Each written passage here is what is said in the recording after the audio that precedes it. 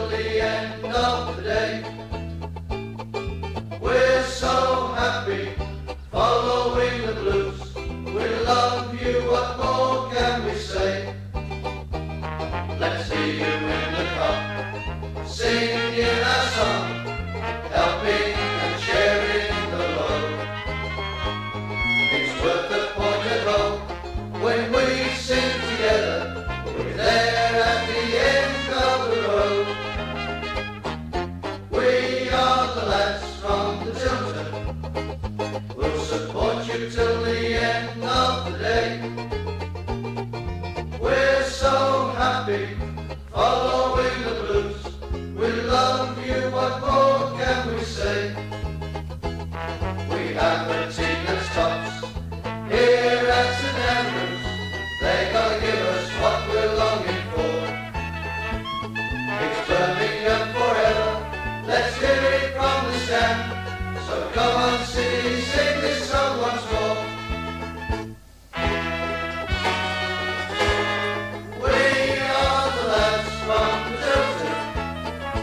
We'll support you till the end of the day. It's Monday night, it's 7:30 and welcome to the Tilton Talk Show, coming to you live on Facebook, Twitter, YouTube and of course on Switch Radio. Tomorrow night at 10 o'clock. Sponsored by Boyle Sports, our principal sponsor of Birmingham City Football Club, our good friends at SAS Autos, our really good friends at the Bawdsey Labour Club and of course in conjunction with the Garrison Coffee Company. We're joined tonight with the one and only Chris Brown. Good evening. Mrs. Brown, really steady on. Mr. Sheen himself, Mr. Paul Hipkiss. Good evening, all. And of course, Mr. Robe, there we have him, Mark Adams. Good evening, everybody. Hope you're okay.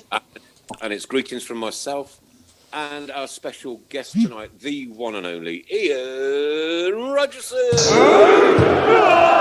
Oh, yeah. How rude. Can't help it. Good evening, Ian. Evening. Evening. Good evening, Ian. I am. Evening all. Hello. We can hear Thanks him. for joining us on a Monday night. This is the Tilton Talk Show, as I say, we've got out live. And we're going to talk about your career and one thing or another and your time with us at the Blues, what you're doing now, blah, blah, blah, blah, blah, blah, and where the hell you got them glasses from. Off you. Ladies and gentlemen, is dedicated to Jessica Pardo. Jessica passed away on Saturday, 23rd of January, following a short battle with a rare and aggressive form of brain cancer. She was just 18 years old. A fanatical supporter of the club all her life, Jessica lived in Warwick and came from a family of avid Blue Noses. Oh, blimey. The family are devastated, obviously. She's 18. And sometimes, football just doesn't matter, does it? No. 18 years of age. 18 years of age. What? It's no age. It's no age. No age at all. Yeah. Awful. Absolutely awful. Awful. Roger. Awful. Okay, so, ladies and gentlemen, we all now know that the Blues are once again in the bottom three and we've got a dogfight on our hands in 2021. More people watch this show, as you said earlier, Paul, than what attend the games. And to watch, well, I didn't get to watch that one on Saturday as I was otherwise occupied, shall we say. But Paul, perhaps you can give us a quick summary. Yeah, I mean, I'll start with Wickham away last week. We played 2 games since the last show. And again, that was disappointing. And we just didn't show enough going forward again, really. I mean, I think Maxime Collin has to score that header, though. I must say that. And, if he puts that in, then it feels slightly better, doesn't it? And, it's the fine margins again. I mean, for me, I thought Bella should have had a penalty at Wickham as well. I thought that was a penalty on Bella at Wickham. So really, on another day, we could have nicked that 1-0. But I say nick that when really we should be beating the bottom team in the league, comfortably away with the players we've got on the pitch and to choose from. Why he makes the substitution so late as well in the game. And he only made the substitution because Robert got sent off. I don't know. I was baffled. You got the kid Cosgrove that we've just signed who's chomping at the bit to get on and he doesn't bring him on. And yeah, overall, Wickham was a disappointment at a 0-0. And then obviously we got a Bournemouth on Saturday. I thought we were excellent in the first half until they scored. I thought we were outstanding. And like I think I said on the chat after, we have to literally score every time we go forward because the way we defend and the errors that we're making at the moment, we can't afford not to score because we'll just get outscored otherwise. And that's exactly what happened at Bournemouth. Defensively, Paul, what do you think? What do you think has happened? Because we were solid, we had a really solid defence, and now it's just a shambles. I mean, it's awful. It's terrible. I just think it's confidence, Nick. I think, as the season's going on, we're conceding more, and their heads seem to drop when we concede. But I'm not going to criticise their effort because I think the effort's there. It's just that we're making too many individual schoolboy errors, and it's costing us at the end of the day. And how many times has it cost us? I mean, you go back to Coventry and Clayton, and then you can go to, other times in games where individual errors have cost us so much throughout the season. And I've got to say as well, we don't get the rub of the green with the officials, and whether there's an agenda against us, I don't know. We all know that, Paul. But for me as well, there's no leadership on or off the field. It looks like there's just no. Ian, you can back me up here. Obviously, when you played, you had Vince Overson, Trevor Matthewson. You had so many great leaders in that team, didn't you, that you played in? Not just leaders, but warriors, Paul. Say again? Not just leaders, but warriors. Well, yeah, you can go back to yesteryear, and you can go back to different generations of squads that we've had and teams on the pitch. And we've had teams full of leaders, but unfortunately at the moment, there isn't anything from the top to the bottom leadership-wise, and that's the other problem. I think that's what you need. Yeah. That's what you need in the dressing room. You need characters in the dressing room. When things are going bad, it's the players. It's down to the players. You've got to roll your sleeves up. You've got to, you've got to head it. You've got to kick it. You've got to be difficult to beat. If your mate goes in to close, then you've got to close, and everybody's got to close behind you. It's no secret. It's hard work. But you've got to look in that dressing room for people, to stand up and be counted. Yeah. Well, sorry, Paul. I was going to say, you look around the dressing room at the minute, and it's just characterless. It really but the manager takes all the flack, obviously, and that happens in today's game more so than the players, and and obviously I guess it's the manager because he's the person who can get the sack that you can get rid of, and you can't just get rid of the players and sack them, can you?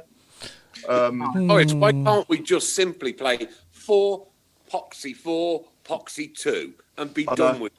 Right? Why can't we? Why is it that Aitor Karanka, who I respect as a football manager, etc., can't grasp that Birmingham City always have been, and probably always will be a 4-4-2 team? Yeah, I mean, for me, it's frustrating really when he takes Hogan off on a hat trick. We're 3-2 down. I thought that was a strange one. Yeah, I thought that was a strange one. That was bizarre. I mean, I was totally lost with that one. He's on a hat trick. He's full of confidence. He's your goal scorer, and then you take him off when you go 3-2 down. He didn't get. You could tell by his body language he wasn't injured. So that is just totally beyond me. That decision is. I don't get that at all.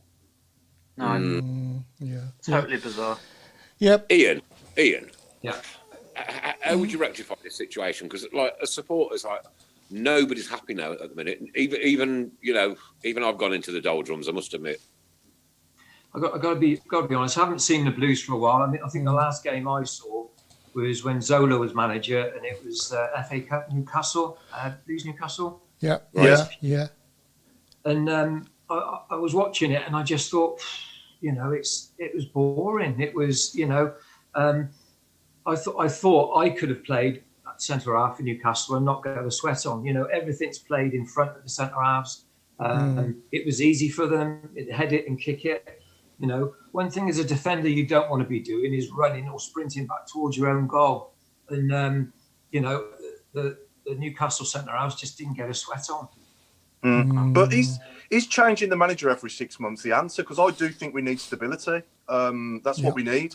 And the frustrating thing is we have had it in the past, stability, and we just press the self-destruct button whenever we get it. I.e. Rowett and in my opinion, Gary Monk as well. He brought us back together, didn't he? Yeah, the self-destruct button was probably pressed by them to begin with. Yeah. And, well, I don't know. I think a lot of people now are calling for Karanka to go to be sacked, and rightly so. It is a results business. I get that, and we're in the bottom three, and we are struggling. What he's doing isn't working, and he doesn't seem to want to try anything different. But are the players performing? Should we base this solely on what Karanka did? I mean, the players have got to take some sort of flack for that?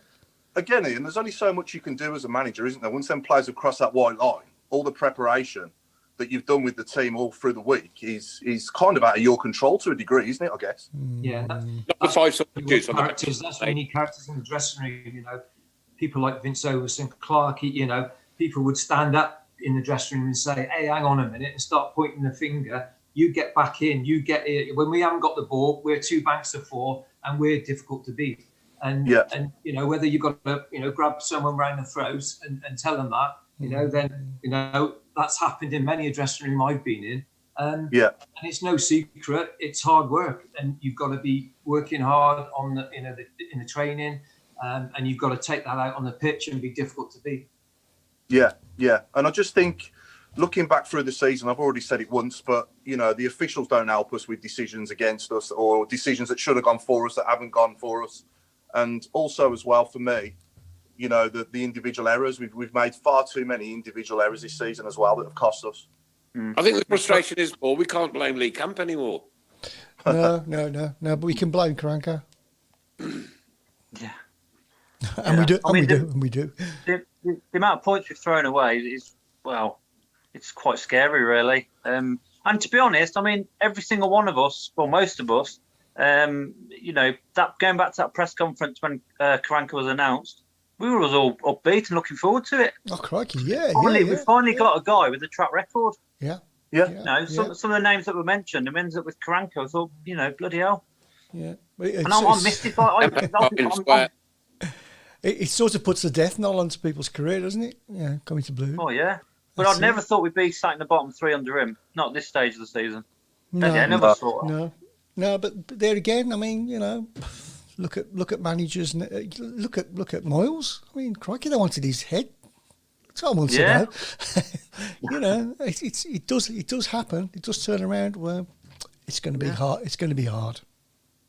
Sometimes if you stick with managers that are struggling, you do get rewarded. I mean, how long Sean Dyche been at Burnley? He was relegated, and you know, look what they're doing now. They're in the Premier League every season now, more or less. That's right. Yeah, he was on the way out at one stage. Yeah. I could come up with a few more examples as well. You know, so from what I'm seeing of Karanka, though, he does need to sort of change his ways a little bit. He seems to be a little bit stubborn in his ways, and you know, it's not working at the end of the day, and some of his substitutions are baffling. I've got to say that. And some of the systems as well, Paul. Say again, Nick. Sorry, Nick. Some of the systems, the systems are baffling as well. Well, he's persistent with his 4-2-3-1, and that's fine, you know, if it works. And we have seen it work at Reading away, and we beat Bristol City away, and I think the scariest stat that I've heard yesterday is that out of the last 42 games since we beat Barnsley away last February, we've won 6. We won 6. We've won 6 games out of the last 42, and Karanka's won them all, yeah. And we haven't even scored 6. Not in one game. No, thank God. So that is quite scary, isn't it, Ian, really? You've got to be asked to be... You're asking to be in the bottom 3, aren't you, with that sort of form? Oh, yeah. I mean, I don't think... You know, you talk about systems, it's all about players. Yeah. You know, you have to get the players that are going to, you know... You're going to have to be carried off that pitch, you know, the amount of work rate they should be doing at the moment. And like we say, it'd be difficult to beat. And you might find that you might get a 0-0 away from home, and then you might sneak a 1-0 at home. And then all of a sudden you start to get a little bit of confidence, you know, and it's a big pressure off the players' backs. But it's just hard work that's going to turn it around. But for me, I've got to say, the biggest disappointment was Pedersen's volley not counting, because that would have been goal of the season. 10 times great finish that was. Yeah. And I was gutted after I did a lap round my living room table celebrating, and I've come back to the TV seeing the linesman holding the flag up. Yeah. Yeah. But we have though, isn't it? Say again. Just about the level of luck we have, though, isn't it? It is. Yeah. Oh yeah. You know. We can't go down in the year of the, you know, celebrating the Carling Cup and 30 years since the Leyland Daft. We can't cap it by going down, surely. No. Well, everything that's happened, Paul and Mark, has happened when there's a 1 at the end of the year. Bradley James says, I don't know why everybody thought he was the Messiah. I was not convinced from day one. He took Middlesbrough up. Zola took Watford up. I'm all for giving a manager time, but it has to be the right appointment. You could give Mr. Bean time, since that's what we've done. Let's talk about the roof. More exciting news. Brown, can you? Oh, Oh, no go on. battery. Just, Go on. Plug your battery. can you keep your eye on comments for me, mate? Yes, My, yep.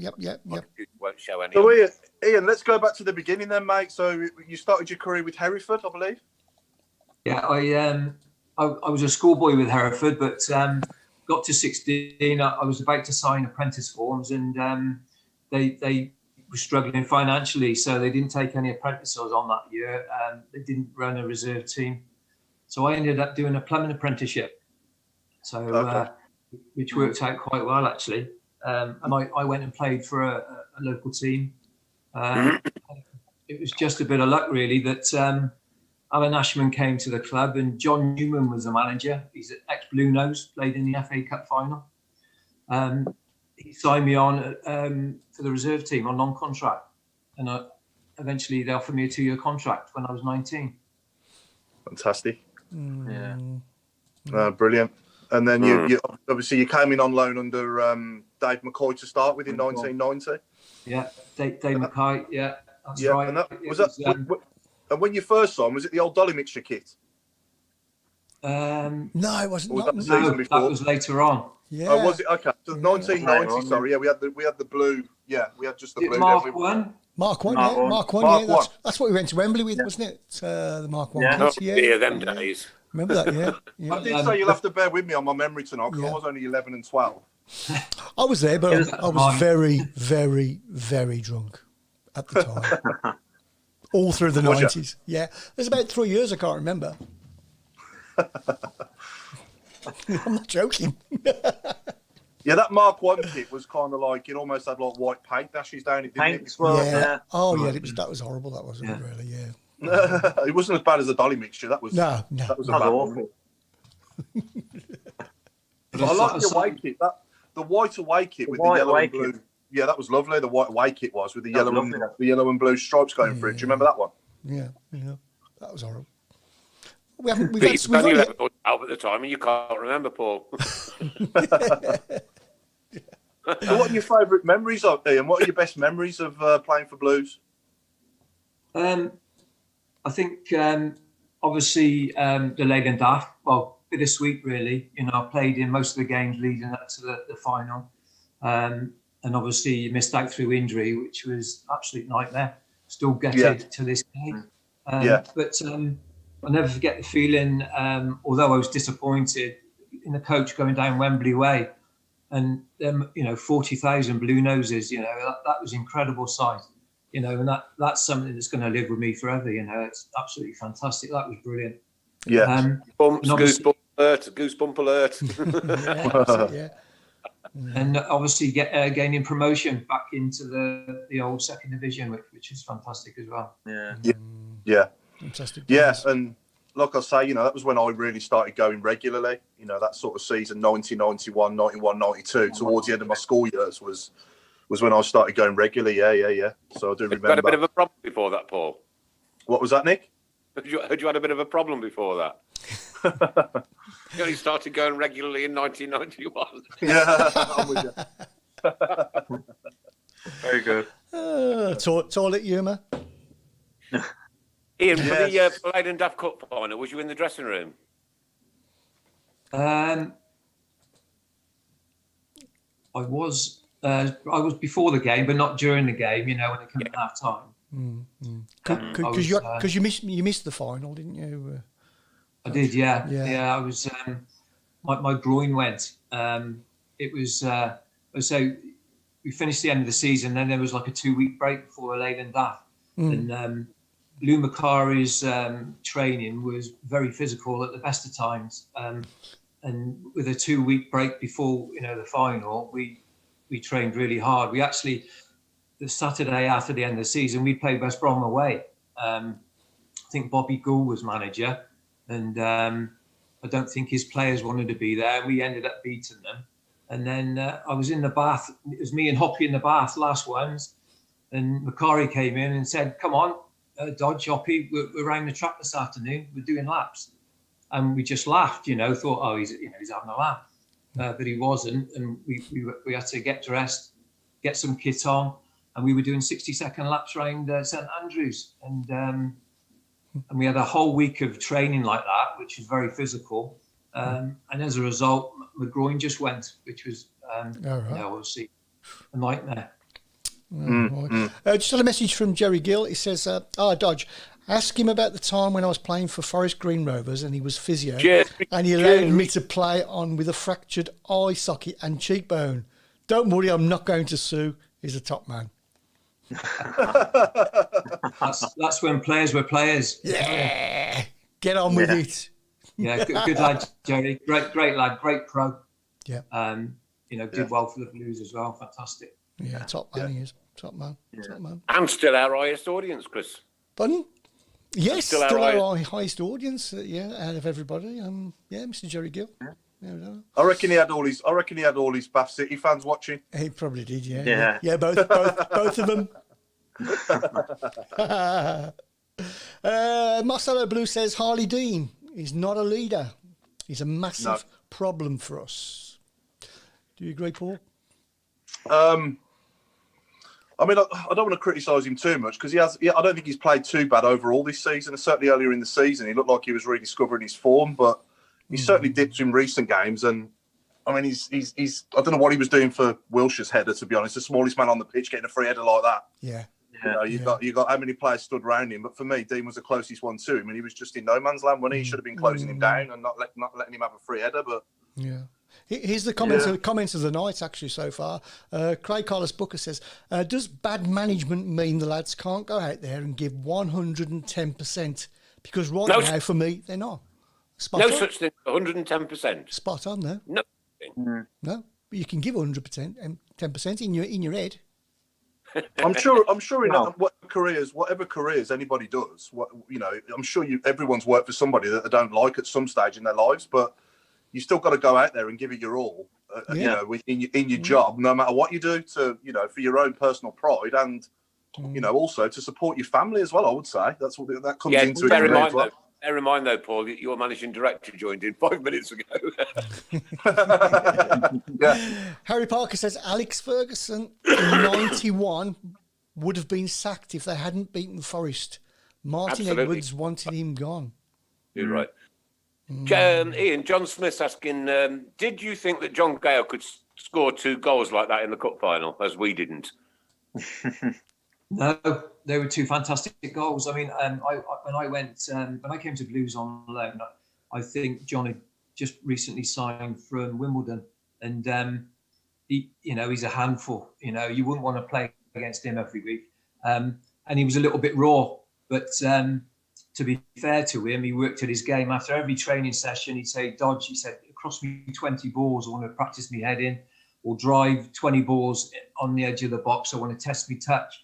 And we did that, and he really improved, and he fully deserved those goals because he worked really hard at his game. To be fair, but just how good was Simon Sturridge as well, though, Ian? Obviously yourself, Sturridge, and Gleghorn in that front three with obviously John Gale or Trevor Aylott or another striker with Simon Sturridge was just really. I remember you all being my favourite players when I was a kid.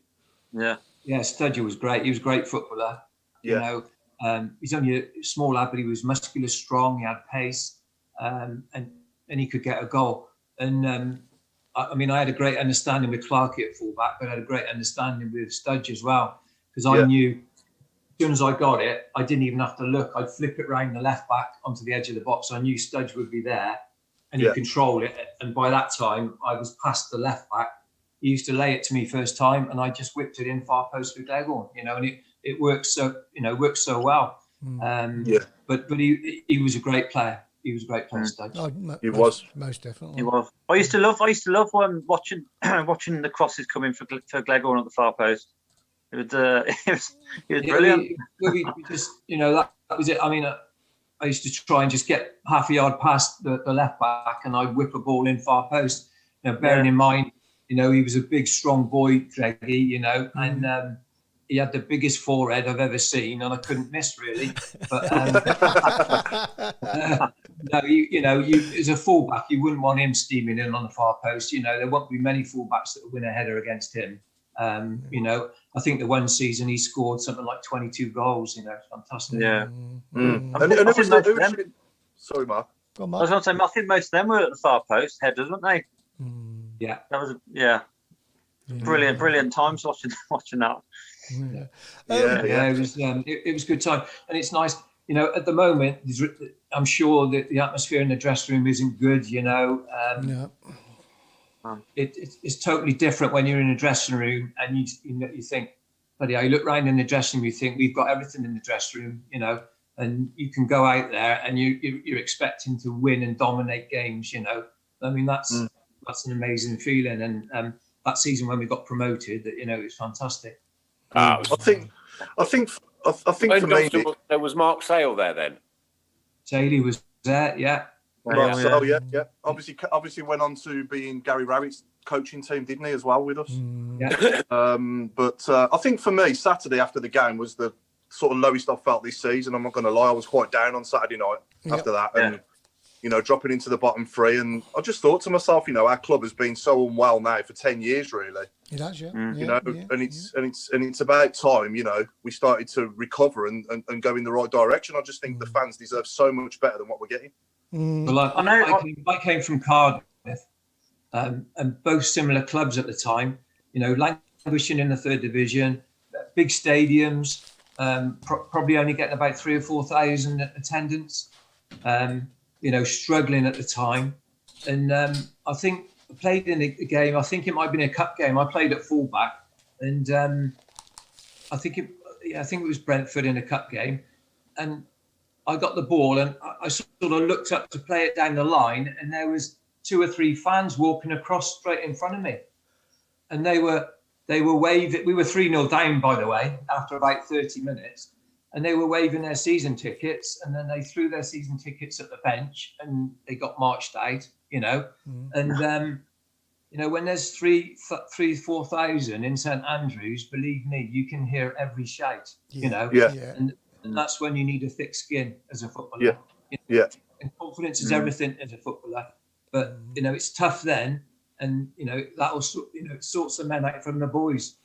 And as I say, you need to, in that dressing room, if it's not good, there's only the players that can get round each other, and say, come on, we've got to work hard and turn it around. But Ian, I don't think the only problems we've got though are in the dressing room. I just think from top to bottom.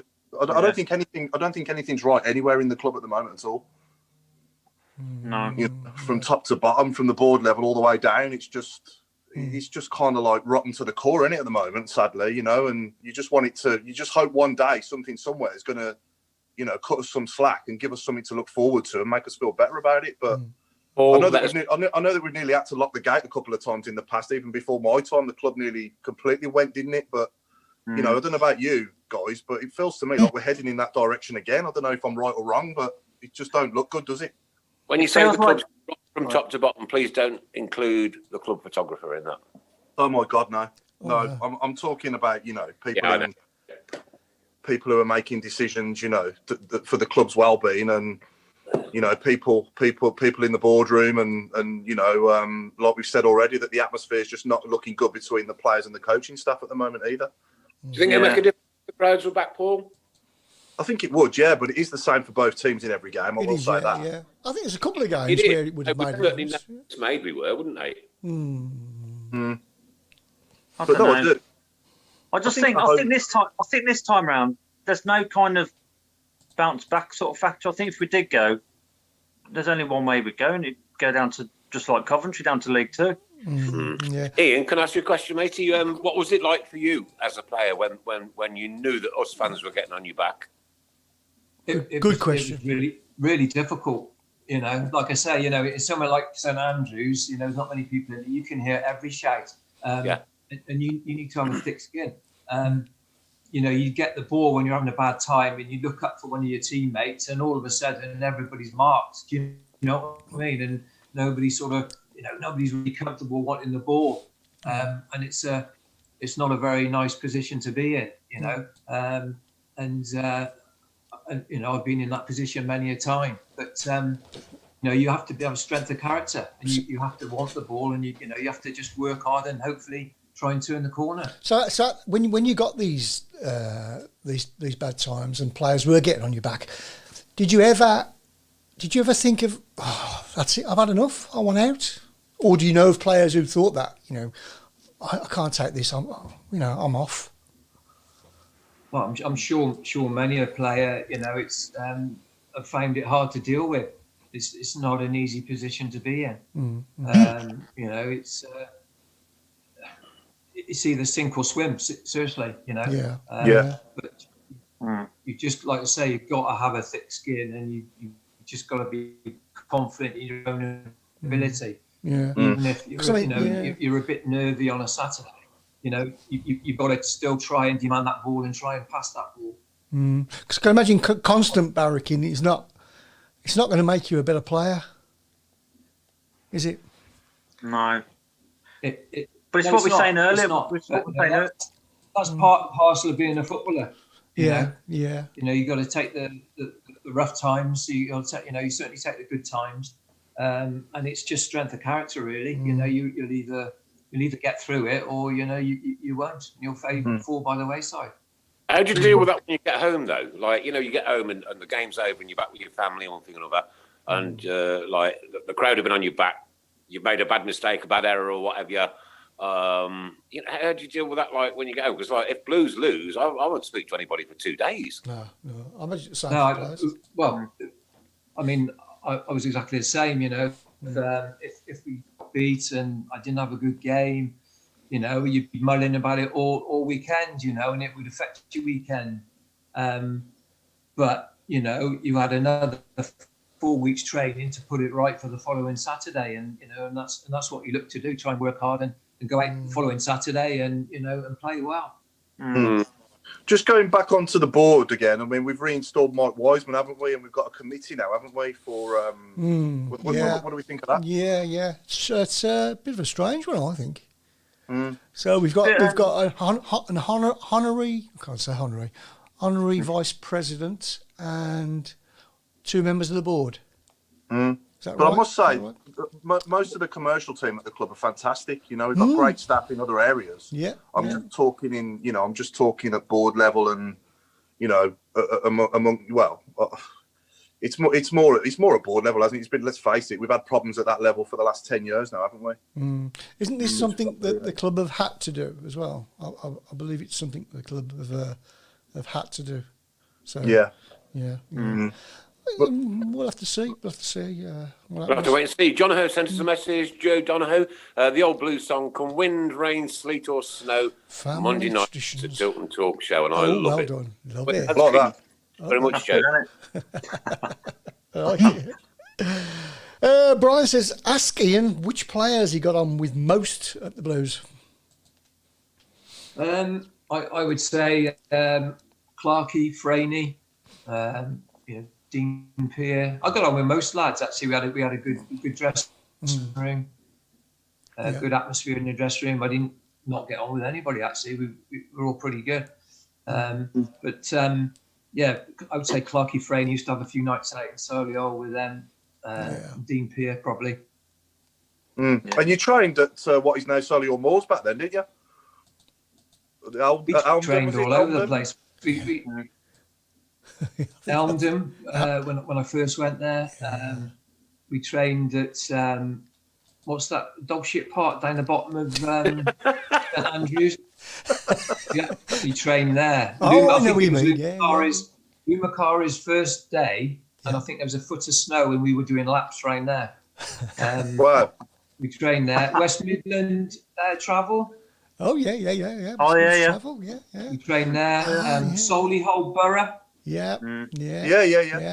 That was the old one up by the old up Shirley, wasn't it? That was the we trained all over. You was running in. You was mainly running in dog muck, was you? Running around the pig. Yeah, probably. Yeah.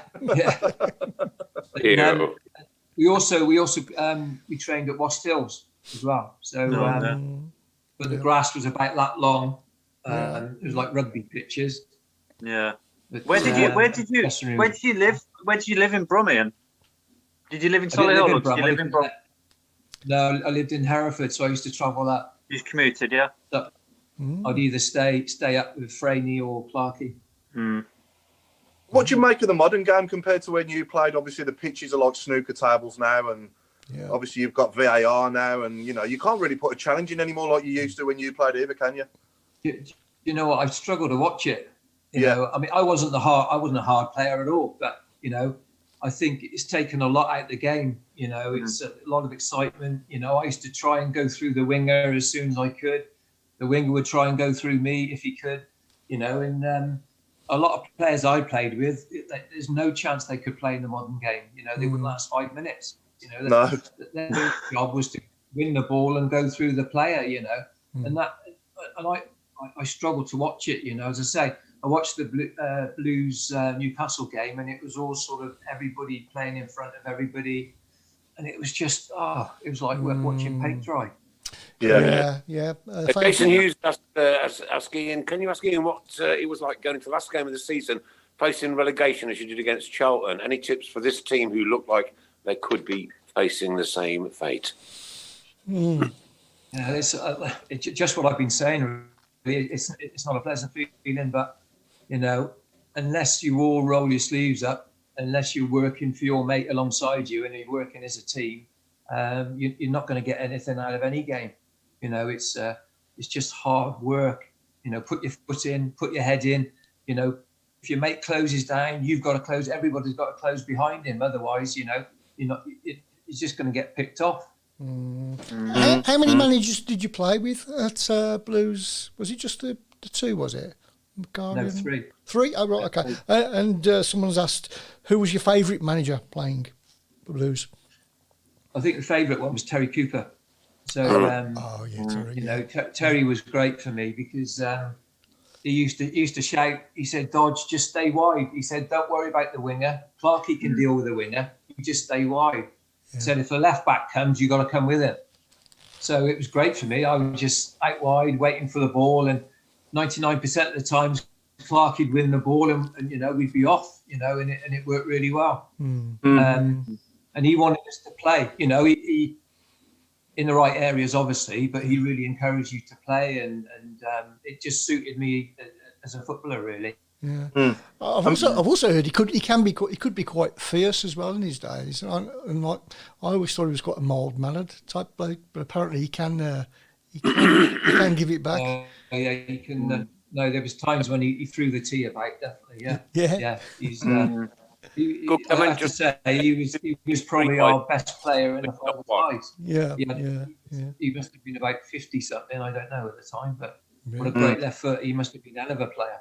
Yeah, he was. Yeah, great player. And his son obviously played as well, didn't he, Mark? Mark, yeah. He's management. Yeah, Mark good player. Yeah, he played. He's good on the ball coops. He's a good passer and a good footballer. Yeah. And back when you played, I'm guessing it was around the time that Tatey broke in the first team as well, wasn't it? Around those years as well. Yeah. Yeah, that's right. Yeah, Tatey. Tatey was a good player. He played in midfield, but he liked to drift forward, and he read the game well. He was a good footballer, and he could score a goal as well. So, and like you say, he was only a young lad. Yeah. Just unfortunate. I played in the game away at Lake Norient. It was a very clumsy tackle on him, and he ruptured his ACL and did a few other things. Yeah. At one stage, didn't think he'd get back, but I remember his determination. He said, "Dodge, I'm going to be back. I'm going to be playing." And fair play to him, he did.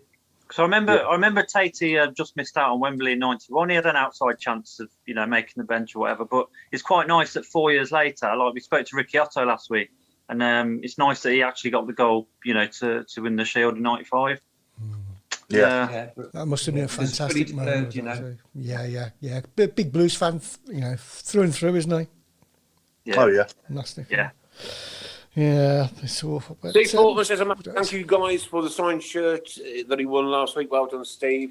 That's excellent news. It's definitely gone to a good home anyway. Yep. And Ray says Jake Clark-Salter can't be happy on loan, not getting a kick either. Yeah, no. True. Good point. Yeah. Especially if he can't get in that defence. Yeah. It's got to be worrying him, ain't it, really? If he's got ambitions to go on and play for Chelsea eventually, then, he probably needs to move on where he can play. And that's no disrespect to anyone in that defence. It's just that, the reality is we are conceding quite a few goals, Yeah. And we just need to cut out the individual schoolboy errors. I mean, playing to the whistle for the one goal and getting goal side for the, I mean, San Jose had to be goal side of their player for that free kick. Yeah. And he wasn't, was he? He just had a tap in. He shouldn't have got that tap in at all. He should have been there first to clear it. Yeah, definitely. This is what we mean by lack of characters. I mean, the nearest one probably was Kiftenbelt the other week, but he's gone now. Yeah. And you look around, that's no disrespect to the lads, but you're looking around at the minute and you just cannot see a warrior or a leader or No. But Mark, what I'm saying here, though, mate, is basics. This is basics. This is you taught. Oh God, yeah. Some of the stuff that they're not getting right, you taught this at school. Yeah. But Would that I be? can see what you mean. Yeah. Would that be down to the day? Would that be down to the manager? Would that be down to the player? I'd say the player's concentration levels on the pitch, and not being in the right place at the right time. I mean, Ian, you know more than me. You played obviously at the, at a very high level, and correct me if I'm wrong, obviously. What were we saying? Sorry. I'm just saying that a lot of the stuff that they've got wrong recently. I know you haven't watched the games, but San Jose, the one player that we've got, Mikel San Jose, the ball's come over and he had to be goal side of his. You've got to be goal side of your man, haven't you? If you're defending, if you're under pressure, and you've got to play to the whistle. The one goal we conceded against Coventry the other week, Adam Clayton has waited for the ball to go out. It didn't go out, and their player kept it in, and then he's cut it back, and they've scored from it. Yeah. It was just basics like that you taught at school, aren't you? You taught to play to the whistle. And you taught to always be goal side of the player if you're under pressure, if you're up against it. Yeah, absolutely. You got to do the basics right, haven't you? You get the basics right. You got to cut out the errors, and like you say, you've got to become difficult to beat. I don't know if you say that they're playing 4-2. 3-1. 4-2-3-1, yeah. Why is he playing the two in front of the back four? Is that like a shielding thing because he's worried about mistakes? And that's at home.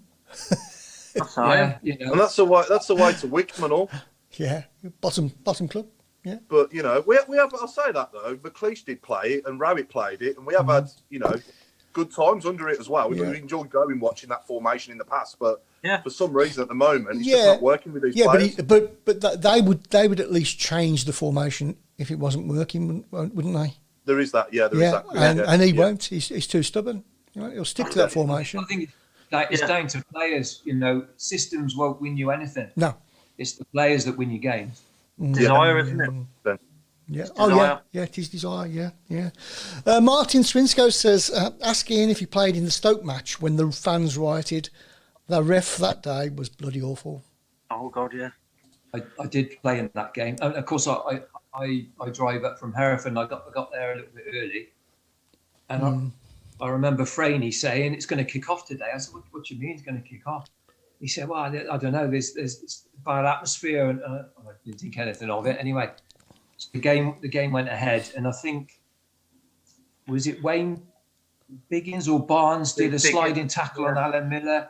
Yeah, and it just all kicked off, and not very pleasant scenes at all, So, and it was a weird feeling because we were sat in the dressing room. I think there was about 10 minutes to go of the game, something like that. And the referee or the official, whoever came out, said, we're going to have to, complete the 10 minutes. And so I think we kicked off and the referee said, look, you just keep it for about 10 passes and then give it to Stoke and they keep it for 10 passes and nobody's going to score. And I thought, he's joking, and we didn't keep it for more than 3 passes all game. Yeah.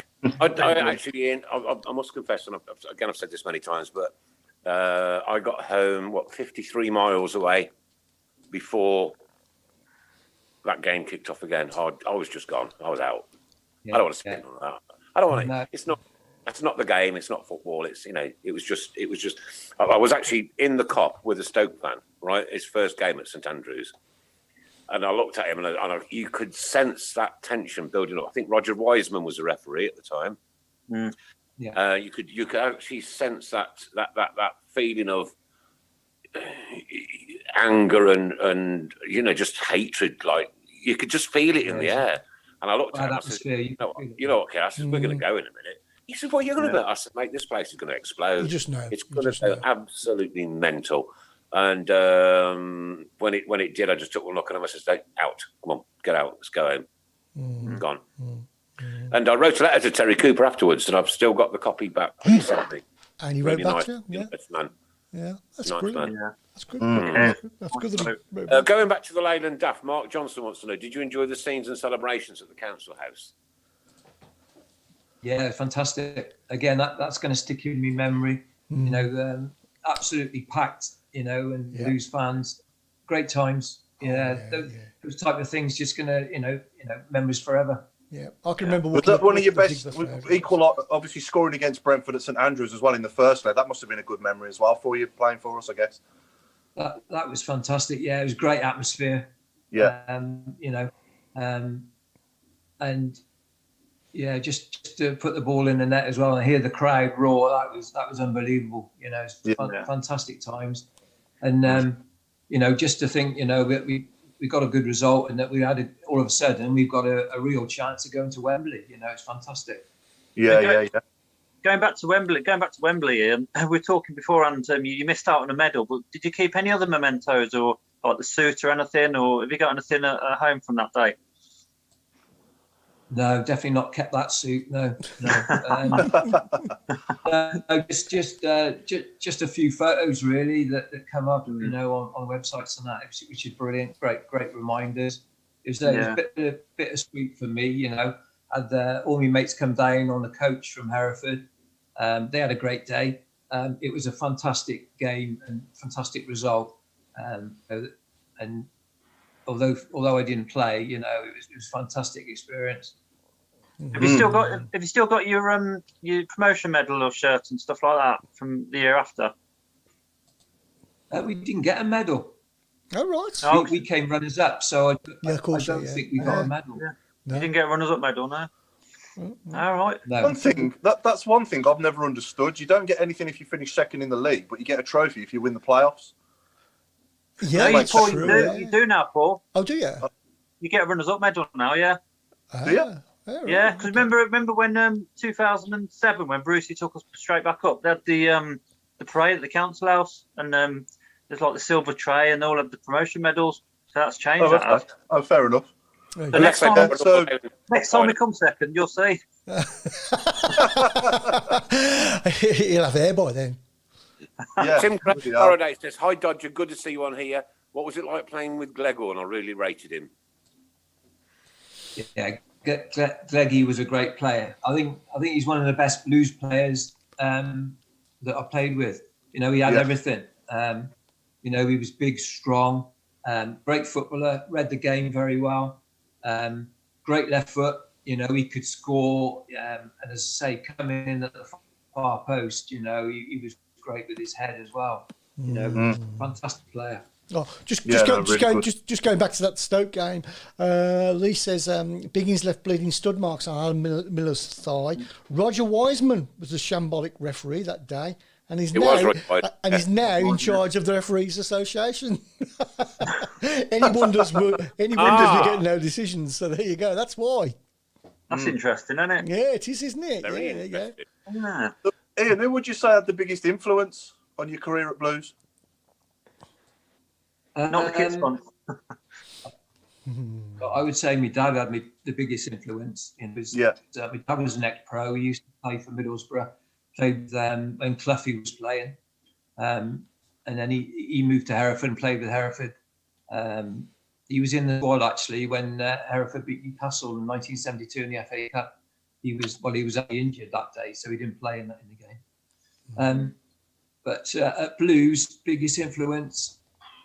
I would say Terry Cooper. Yeah. What was really, you're talking about Hereford beating Newcastle in the cup there? There was that guy who got that absolute screamer, weren't there? And everyone ran on the pitch. That was Radford, wasn't it? Ronnie Radford, that was it. Yeah. That's an iconic moment, isn't it? Yeah. I loved watching that. I still like watching that. Every time the FA Cup comes on telly, it's they show that one. All the time, don't they? Yeah. Some goal that was, some shot that was. And have you got any funny stories you can tell us? Any good pranks or anything, or anything that went on in the dressing room or around the training ground? That's any funny stories that you can tell us? What we can get away with. I'd have to speak to my lawyer first. I think. No, but we had a great dressing room. You know, the banter was really good. You know, I used to get stick. You know, as soon as you walked in, you know, it would be Dodger, it would be Spider. They used to take the mickey out of the accent, you know, and I used to go and sit in the corner quietly, you know, with Franey. But you know, we just had a great atmosphere in the dressing room. People like Tatey, Matthew Fox, Paul Macefield, you know, real characters, you know. So good times. Yeah. But Was there any other reason why they called you Dodger, or was it purely your name? just my name. Jammy. My dad was called Dodge. Dodge. So yeah. All right. Okay. We believe you. Running the family. Yeah. No, good stuff. Yeah. Okay, so Paul's just said Duke, a target man and plays well with a fast, tricky forward. Cosgrove, a target man, supposedly plays well with a fast, tricky forward.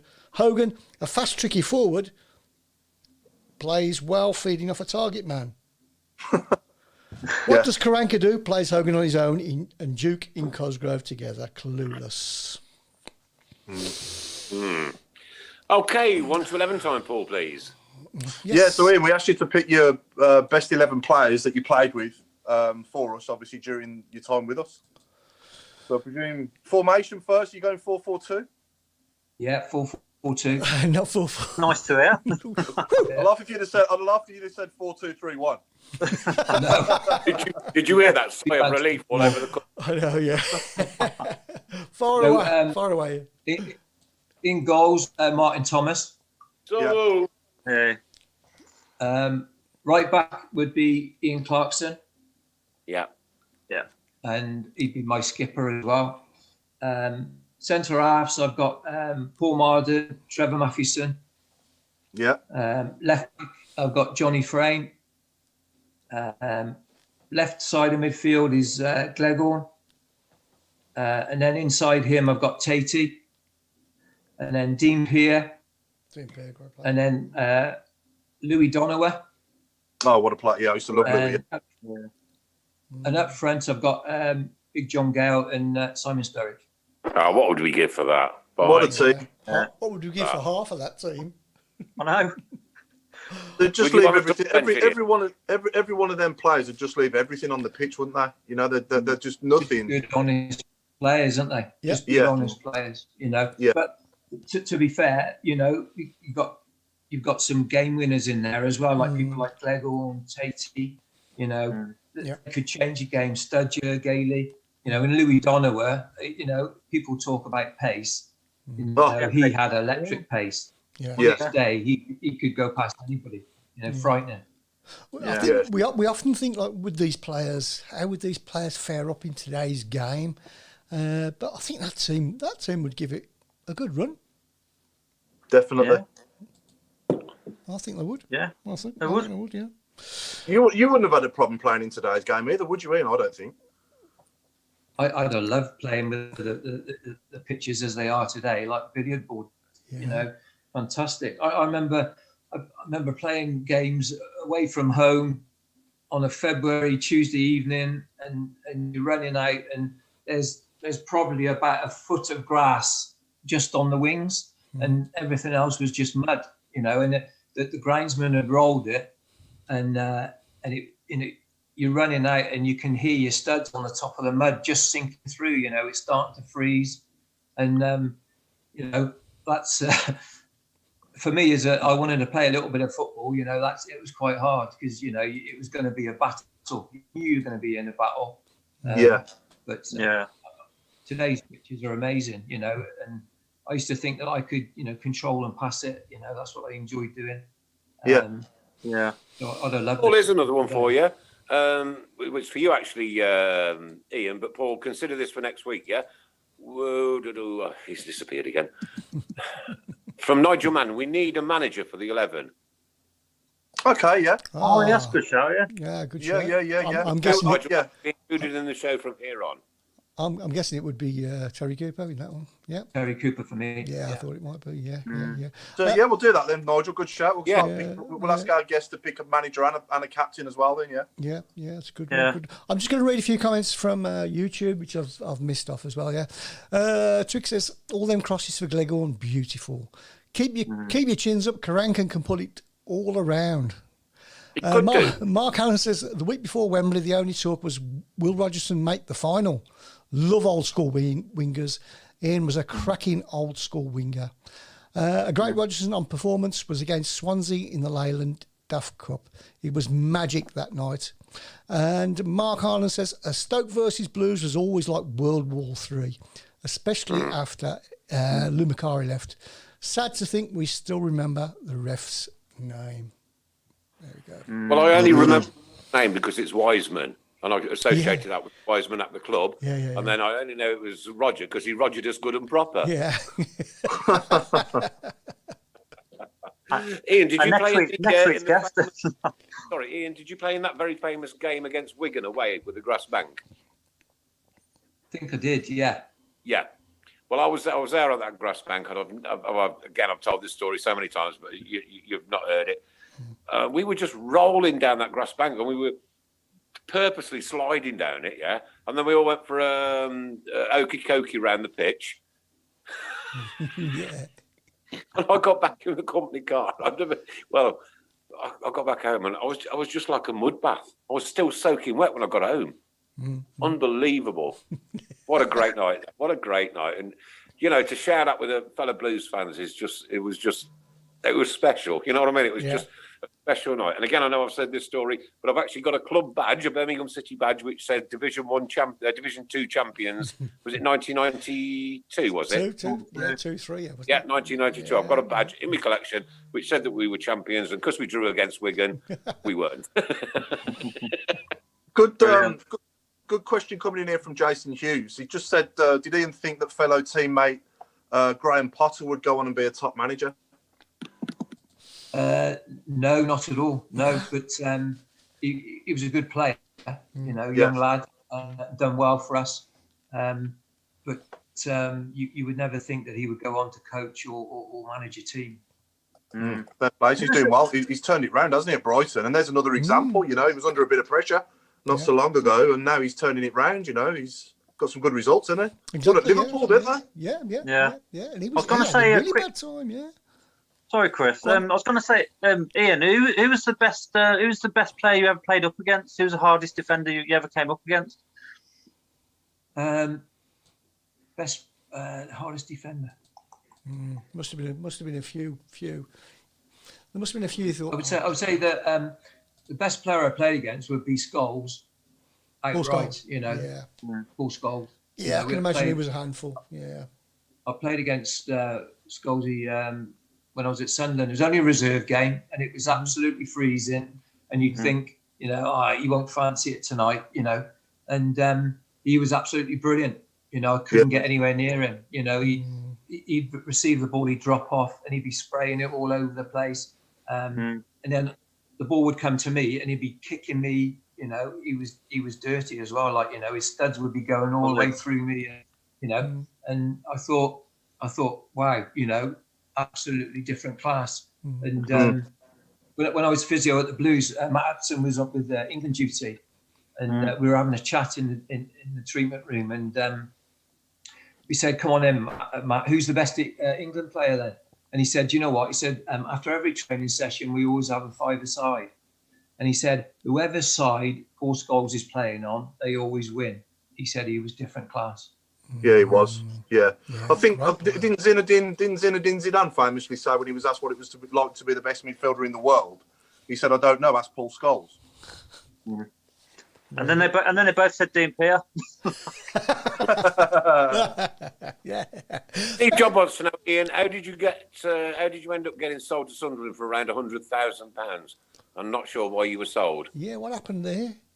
No, nor was I really. I didn't. My contract was coming up, and Terry Cooper didn't really offer me a good contract, and I wondered why.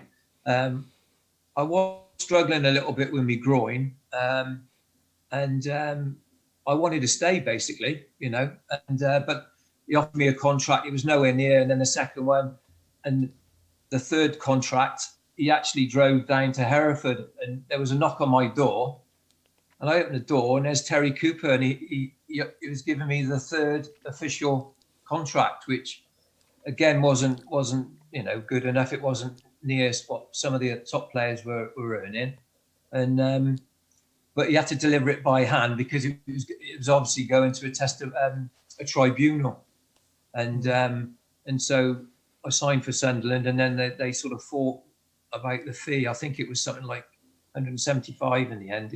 I went for, but it was a shame because I didn't want to leave the Blues. But you know, Paul Pescalito came to the club. He was playing a little bit in my position as well. Yeah. And he was going out with the managing director, so maybe that. Yeah. Was he? I bet that's swayed it a bit. Yeah. We never heard that before. No. But, So did you travel? Did you I travel? was disappointed because I didn't want to leave really. Yeah. Did you travel to Sunderland from Hereford then as well? No. Actually,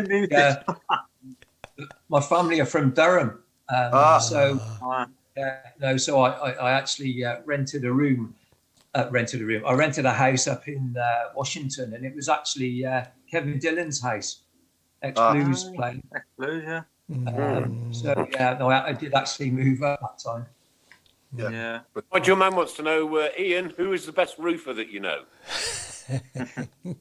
That's what roofer. Roofer. Yeah, I think he's insinuating that we might need one at St Andrews. Well, he's not insinuating. We do need one, I think, don't we?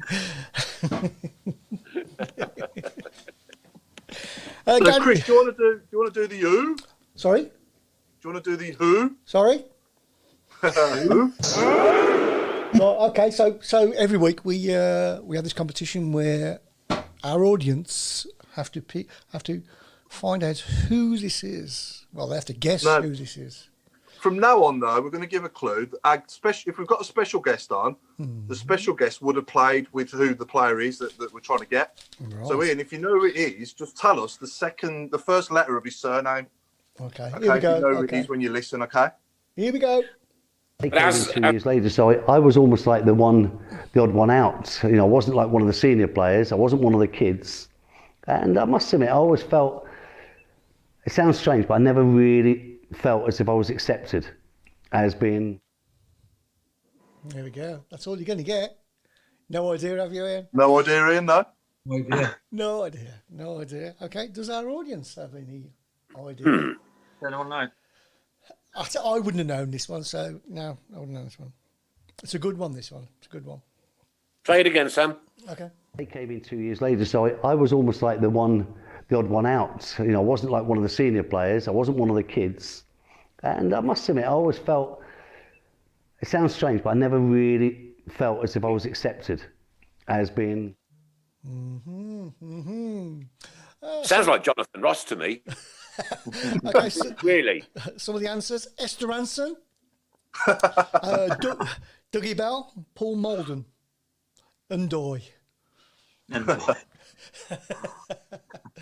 This one could go on for a bit, so here we go. Yeah. Karanka You got says no idea, Nigel. Ian, no? No. You any idea, Ian? No, he's got no, don't know, do you? No. No? Got a clue, no. Brian says, did he come from Villa?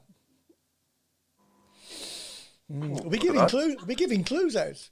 Didn't know we giving clues out. Can do, yeah. If someone gets something right, we can say yeah. Okay. Jason says Barry White. Well, we didn't get him from Villa, no? No.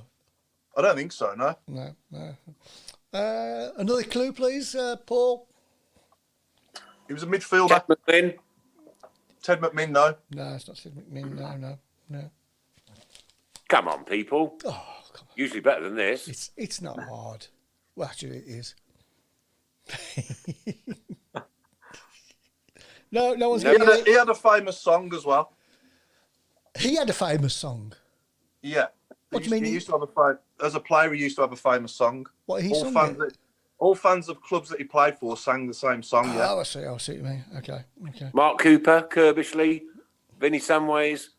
Nope. No. The first clue was, I don't know if everybody's heard the first clue, but he played it in the same era as Ian did. Yeah. Do you recognise him, Ian? No, I don't. I haven't got a clue. Okay, last time we're asking for it. Here we go. They came in Liam 2 Dave. years later, so I was almost like the odd one out. You know, I wasn't like one of the senior players. I wasn't one of the kids. And I must admit, I always felt, it sounds strange, but I never really felt as if I was accepted. It's Jonathan Boss. Give him 5 or 10 more minutes, and then Yeah, we'll come back to that. Okay, we'll come back to that. Yeah. I'll just Okay, Luton up next. Oh yes, before we go to that, can I just say happy birthday to our friend Pauline Newman? Pauline Newman. Who? Yeah. I think she's very, very old. So Oh dear. well, I think your windows are very, very broken. That's some comments. no, I think she's quite old. She won't mind me saying. Ian She's not as old as Linda, though. No, not Ian Atkins. Happy birthday, Pauline, by the way. Yeah, have a good Birthday, Pauline. Kenny Lowe. No. Ian Hey, Atkins. lot. It isn't Ian Atkins, no. Trevor Aylott. No. Oh. Jasper Carrot. No. Got the right squad, though, with Trevor Aylott. Yeah. Okay. Yeah. Adam says if we lose the next 2 games, we're definitely doomed. Definitely, he says. Definitely doomed. But not mathematically, but I know what he means. It's just going to get worse and worse. These things either, is it? No. Is there 18 games left? 54 points. There's a lot Dean of Peer. Could win the league. not Dean Peer, no. Marsden. Nicky Who? Butt. No, Mark Cooper. Richie Moran. no, Right, okay. Blimey. Mathewson. no. Well, okay. Are you sure he played in the in that era? Ian Yeah, Andyside. we had him in the 1990-91 season. Right. Okay. He Henderson. made 17 appearances in that season for the first one. Oh, a clue. That's a biggie clue. That's a massive Vince Overson. No, No. Martin not Vince Hicks. Overson. Eh? Martin Hicks. No, Okay. There I'll you keep an eye on that. Okay. And it's not Bo Brummie. No. Or Ricky Otto. Kevin Drinkle, Dave. No, not No, Kevin Drinkle. no. That's a good guess, though. Or a Spliff. Oh, that's a It blasphemy. is a bit of an obscene one, like a Kevin, one you wouldn't think of that would spring to mind straight away from that squad. Oh, right. Okay. Phil Robinson. No, Steve Wigley. no. Keep guessing, people. Keep guessing. Okay. So it's Luton Saturday then, Paul. What's your thoughts on this one? Well, you like to think that we can turn a corner, especially at home, and it's got to come sooner rather than later, surely. But it's just the way we're playing that's worrying me, Nick. Especially at home. But performances in the last couple of home games have been better, to be fair, and I just hope that we can win, and I'll go for 2-1 to us. Yeah, absolutely right. Okay. Oh, butting in right, Mark. I'll come to you in a second. Yeah. Thanks, Steve Portman. A very, very, very, very, very happy 100th birthday to the lovely Lillian. Oh, yeah, of course. Yeah. Who is at Heartlands Nursing Home this Saturday. Hope you all sent her a card. I certainly did. Yeah. And she's just going to have hundreds upon hundreds upon hundreds, if Well, not no, thousands. I listened to it on WN. Apparently, she had over 3,000. Already. Yeah. Yeah. That's mad, isn't It's it? That's mental. Her birthday Saturday, is it? I'm not sure. I thought 13th, yeah. Yeah. The 13th. Yes, Saturday, yeah. Yeah. Yeah. So that's Yeah, pretty- Pete Taylor's got it. Pete Taylor's got it. He's put Downs, it's Greg Downs. Ah, right, okay. And obviously No, I wouldn't have got song. And Oh. the famous, sorry, Nick. I wouldn't have got that. No. And the famous song was obviously "He's Got Nowhere, But We Don't Care." Everyone used, Got everyone nowhere, used to but sing we that. don't. didn't they, to him? Mr. Sheen. I was going to say, it's Paul. And the ironry. Do you remember him now, Ian? Yeah. Greg Downs, yeah. He came to mine in Sheriford. Oh, okay, yeah. Ah, right, okay. Yeah. Yeah, and I played against him as well. He played for Coventry, so did he play in the FA Cup final? Did, yeah. FA Cup winner, yeah. 87 for Coventry, yeah. Cough, yeah, of course. Well, that following season, when they after they won the FA Cup, they come down to Edgar Street, and we beat them actually. And I remember John Sillett wasn't very happy, and you could hear him crashing the door, saying, "Right, the party's over now." Yeah. So yeah. So where did you go after Sunderland, Ian? I actually signed, went back to Cardiff.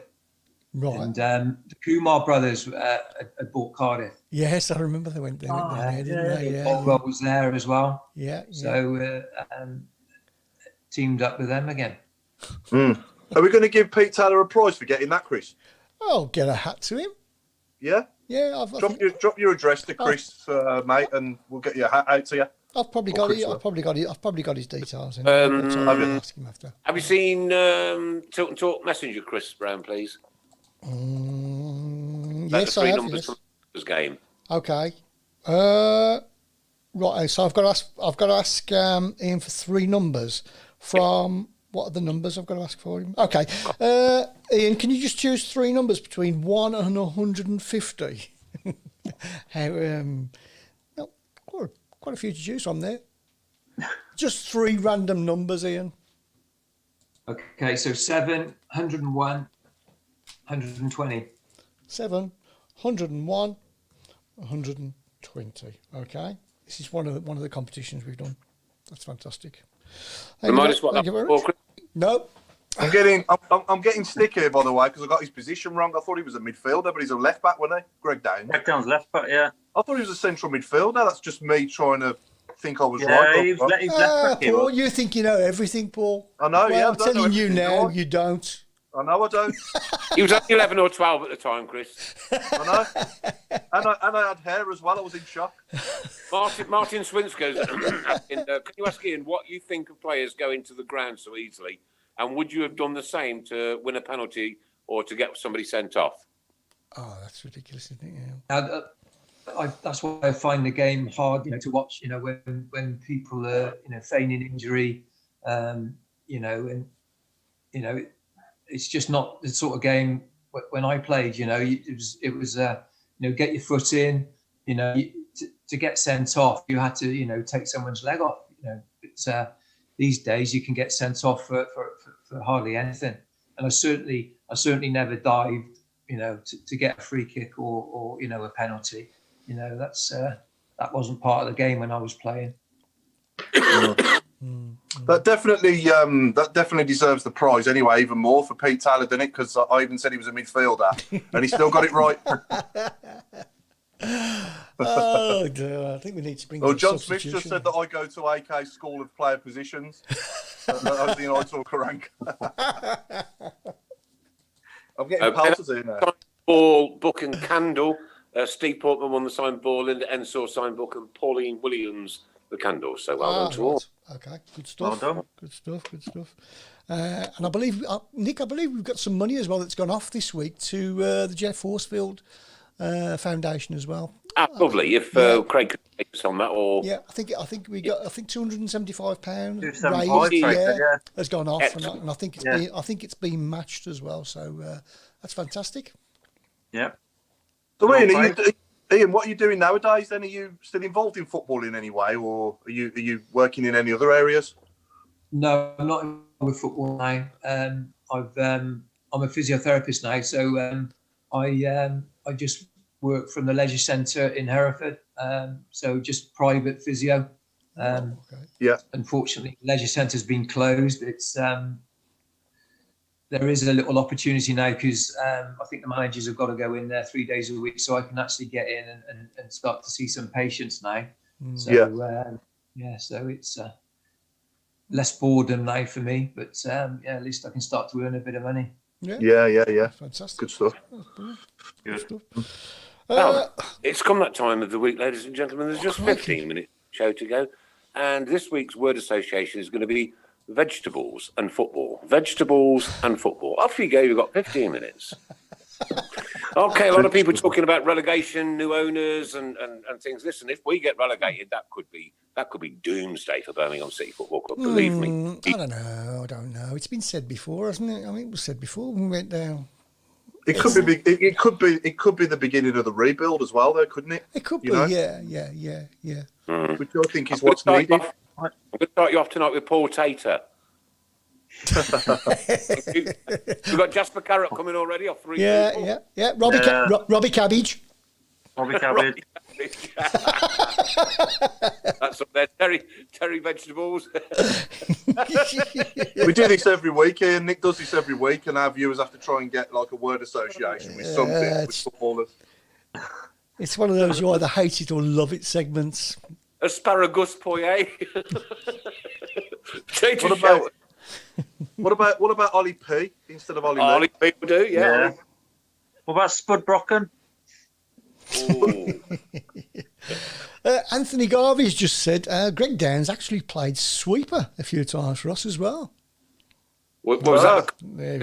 Terraces. I was trying to say. I didn't understand what was the difference between a sweeper and a midfielder when I was 11. Well, it just goes to show you don't know everything. me and Nick knew that, didn't we, Nick? Yeah. We've got Stu Pierce, Wayne Sproutlidge up a couple of people, Ken Leake. What about Lee Parsley? Yeah, Lee Parsley. Yeah, Pete Lee Parsley. Yeah. Lee Parsley will do for me. It's not quite a vegetable; it's a herb. I think I quite like the. Sorry. Nicola Broccoli Madsen. I knew that one was going to come out. Broccoli Madsen. Idiots. Oh dear. Jeff Horseradish. Mr. Potato Head from Brucey.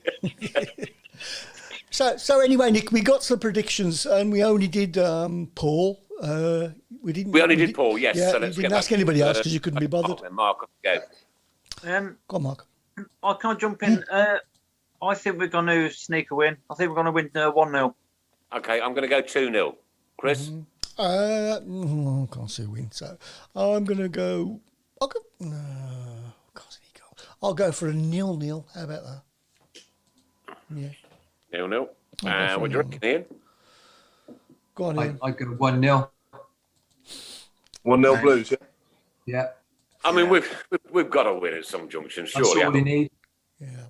Yeah. It's got to come. I don't care if we play absolutely terrible and everybody gets 2 out of 10 and it comes off, Djukovic's backside in the 92nd minute. Honestly, we win 1-0. Doesn't matter to me. Just need them 3 points on the board. Need the win.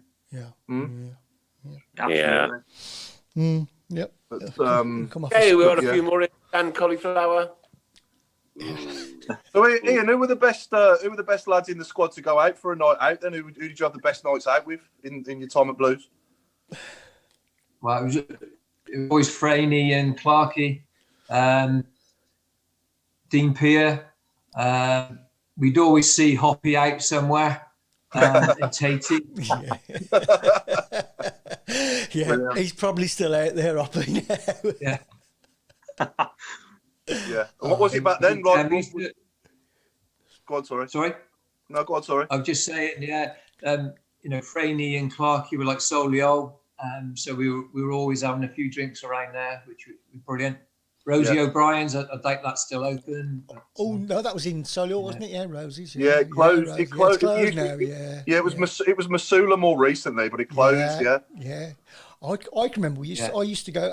Our cleaning company used to go into Rosie's to clean the carpets. And you couldn't clean it with a conventional carpet cleaner because it was like this. So you cleaned it with a floor buffer, with a black scouring pad on. That's how you cleaned the carpet because it was rock solid with the beer that was spilt on it. There you go, little story for you. Yeah. Rosie We've got a few more coming in. Then lovely is Ken Leake. We've got David Gherkin. Crikey, there's quite a lot. You wouldn't think anybody's thinking of vegetables and footballers, would you? No. You know what I mean? No. I was going to ask if you went uptown as well, like Liberties and Broad Street and that in them days as well. Yeah. Yeah. It was We've got Harley Bean. Brian Johnson says Luton to win 2-1. Ray's gone 3-1 to Luton. Blues 3-1. Sorry. We've got Malcolm Sage from Gregory. Thanks, buddy. Steve Cabbage, Bruce, John Cale.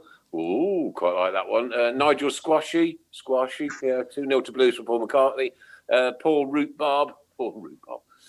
Check and Pak Choi. Oh, dear me. We're doomed. We're all doomed, says Chris. 3-1. I think some of one of the clubs was the Dome as well. That used to be one of those clubs. Oh, I was in there. I was in there all the time. Yeah. But this is early 90s, though, isn't it? It would have been there then, wouldn't it? Yeah, it was there then, wasn't it? The Dome. And what's around the corner as well? You used to call it grab a granny, wasn't it? Was that name? It is my favourite so far. I never used to go. I just used to know the name. Goal. 3-1 to Luton, says Brenda. 3-1 Blues, says Adam. 2-1 says Wendy. If Luton score, they win, says Brett. Lee Mailing says Jack Grealish. He's a different type of vegetable. 6-0. 6-0 says Dave Twine. Auntie Linda's not said 6-0 tonight, has she? No. She hasn't got up here.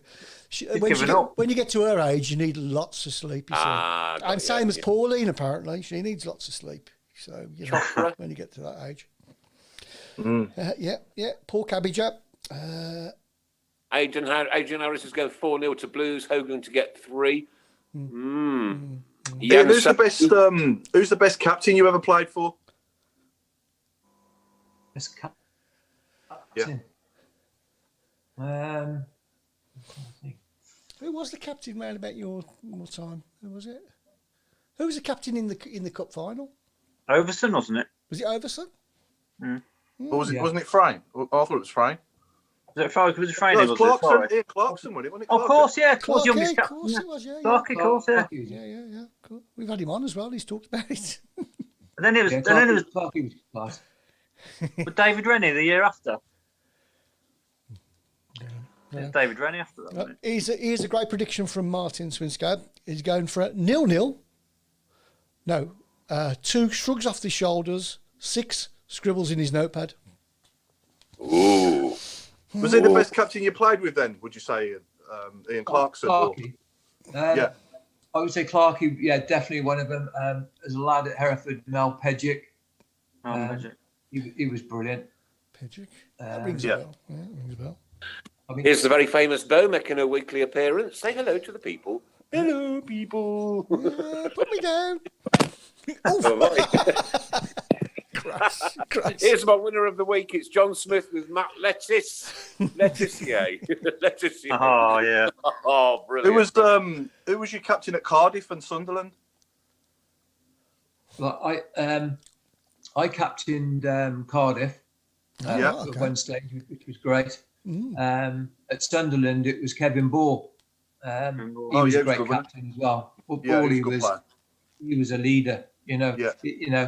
He's the type of person that Birmingham need in their dressing room right now. He was unbelievable. He would sort it out in himself. Never mind the manager. He was fantastic. Yeah. Yeah. Aren't you apparently busy compiling a video? Thanks for that, Steve. Oh, right, okay. It's probably a porno video as well. Alan Watton saying that Vince Oberson was the captain in the final in the Land and Daft. I hope she gets this on catch up. Apparently, it was Overson. I thought it was Overson, to be fair. Okay, we bow down to your superior knowledge, Mark. You don't have to do that. In fact, next week, where you are on the camera now, I'm going to put you in Paul's place, so you're going to swap over. You're going onto the top floor. You've replaced me now as all the knowledge, knowing everything. Now I've got but you was only 11, Paul. Yeah, I know. I was only 11. I was 15 then. In fact, we're going to give the robe to Paul. This is getting weird now. Oh dear. Nigel's gone. Chris, how are we doing in those? Sorry? Shares competitions, how are we doing in those? Shares competitions, yes. Don't forget, if you want to share the stream, you've got a chance of going into the draw where you could win goodies. And what day are you doing the draws on nowadays? I'm about 4 weeks behind, so I'll probably do one day where I'll do 4 or 5 draws. That'll be interesting, won't it? Yeah. You'll be on. What? Yeah, I know. Yeah. In fact, I'll do it this Friday. There you go. Can I just say it doesn't get any easier missing the games, does it? I mean, as every week goes by, I know we're bad, but just dying to get down there again. Yeah. Yeah, I'm sort of like, I know I shouldn't be, but I can't wait for the season to end.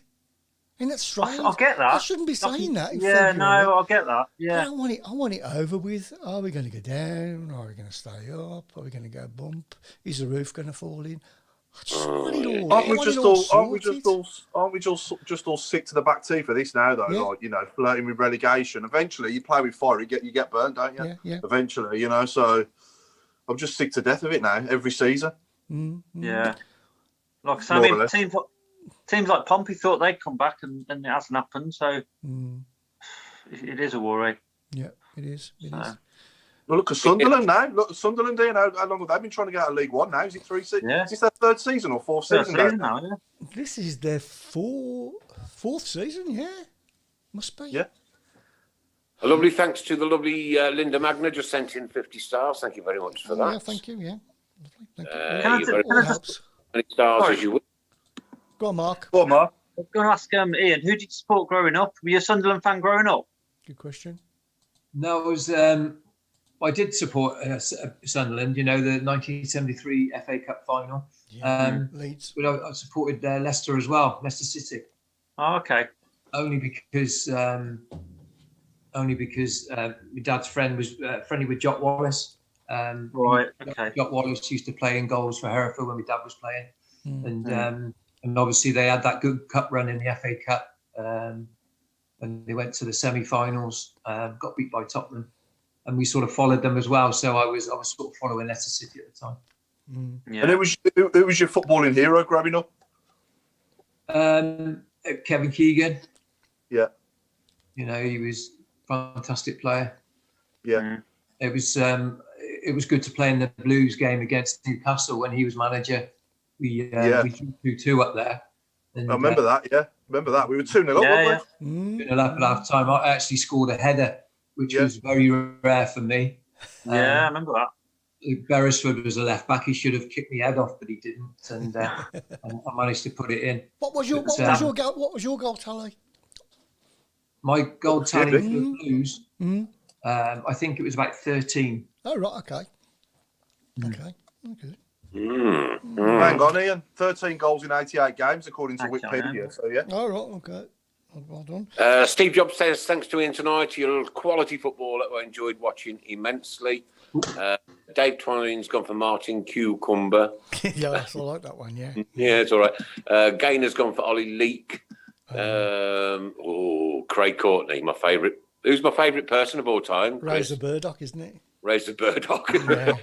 I quite like that one, though. Marrow Donna. Maradona. Yeah. Maradona. Very clever. Dave Twine wishes we were in a big nightmare. Dave, we have been for the last 11 years, mate. John Smith says we could be playing Accrington, Stanley and Fleetwood next season. Well, I mean, you know. Oh, dear me. Who knows? Ian, who knows? To be a Blues fan, hey. Yeah, exactly. Only us. Yeah. Only us. Yeah. Well, I think the time has come, Nick. It certainly has. Where does the time go every week? It's absolutely flown by again. Again. Every week, yeah. Again, yeah. Well. Oh, yeah, Steve Morrow. He was the one that broke his arm at Arsenal in the FA Cup. Celebrating, yeah. Yeah. Yeah, Steve Morrow. Well, he wasn't celebrating. The guy who chucked him in the air was. With Tony Adams, wasn't it? We've got to end. We've got to end the show on John Gale's interview after that Leyland Daft final, haven't we? When he said that was for me bubblers. The bubblers, yeah. And you also, that, he said at the end of that interview, right? At least we got the 3 points. Oh, yeah. He did. Ladies and gentlemen, this has been the Tilton Talk Show. A Monday night with nothing great to shout about. Unfortunately, not for weeks and weeks and weeks and weeks and weeks. And just to remind you, ladies and gentlemen, that tonight's show is dedicated to Jessica Pardo, who passed away on Saturday, 23rd of January, following a short battle with that rare and aggressive form of brain cancer. And she was just 18 years old. Awful. This show, Jessica, is dedicated not only to you, but also to all your family and your friends. And from all of us at the Tilton Talk Show, and I'm sure the wider Birmingham City supporters, we're genuinely so sorry and really heartbroken at that news. It was horrible. Terrible.